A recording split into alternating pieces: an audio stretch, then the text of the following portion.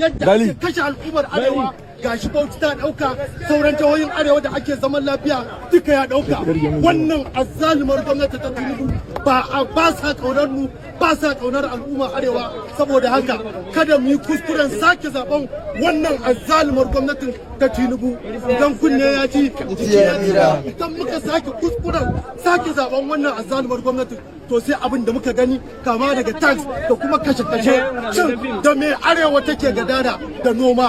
Yanzu haka ba mu isa mu je cikin gonakinmu mu yi noma ba.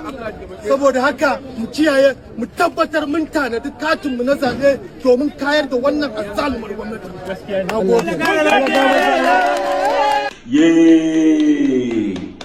Ye ni ma na tafa ma kamar yadda al'ummar da suke gurin suka tafa ma, amma sai dai matsala ce kwaya ɗaya.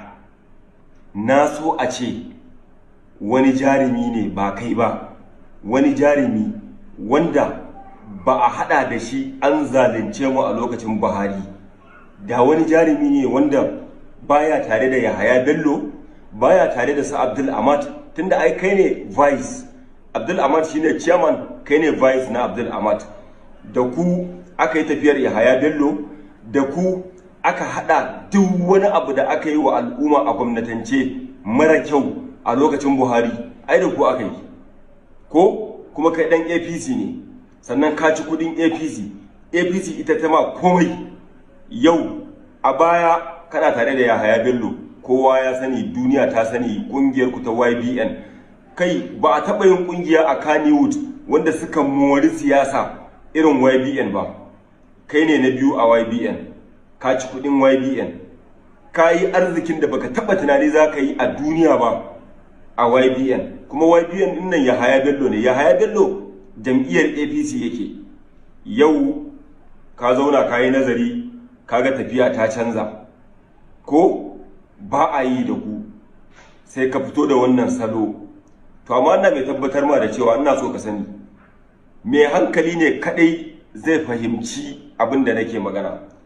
Na rantse da Allah, mutane yanzu sun waye, mutane sun yi hankali, al'umma sun san wanda yake, talakawa sun san wanda yake kaunar su tsakani da Allah, kuma sun san waɗanda suke suke rabewa da talakawa don su cimma wasu burukansu.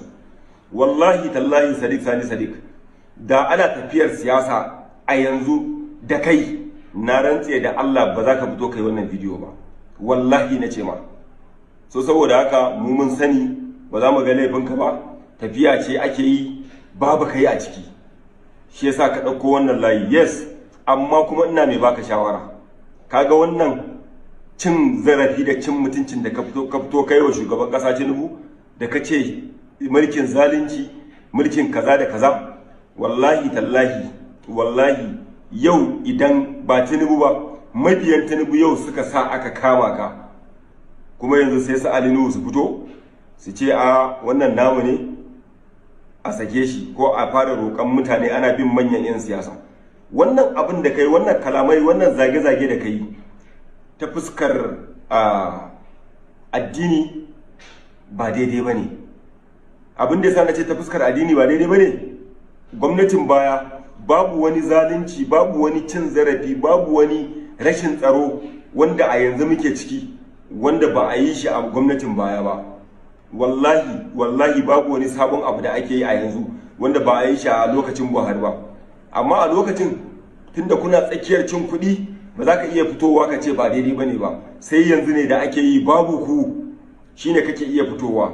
Fine, yanzu waɗanda suke tare da Tinubu suka fito suka ce ka ci zarafin ubansu ko ka ci zarafinsu, suka kama ka suka ce za su ɗaure ka ko suka ɗaure ka, sai kuma labari ka canza ya zama wani abu daban. So Sadiq, wannan layi da ka ɗauko ba layi ne mai ɓullewa ba. Mu mun yadda cewa lalle ana yin abubuwa da yawa wanda ba daidai ba, mun sani. To amma babu wani abu da ake yi a yanzu wanda ba a yin shi a lokacin Buhari, a lokacin da kuke tsakiyar cin kuɗinku. Ai kallon ku muke yi a lokacin, ko shinkafa kuke rabawa, ga ofis ɗinku ga ofis ɗinmu, muna tsaye a gurin su Husainin da ku, ai kallon ku muke yi. Kuna raba duk abin da kuke bukata, idan mashina ne, idan motoci ne, kuna rabawa waɗanda kuke bukata, kuma muna kallon ku, ba ma fitowa mu kalubalance ku, ba ma fitowa mu zage ku, amma duka a masana'anta ɗaya muke, duka muna kani hudun ko a gaban ido na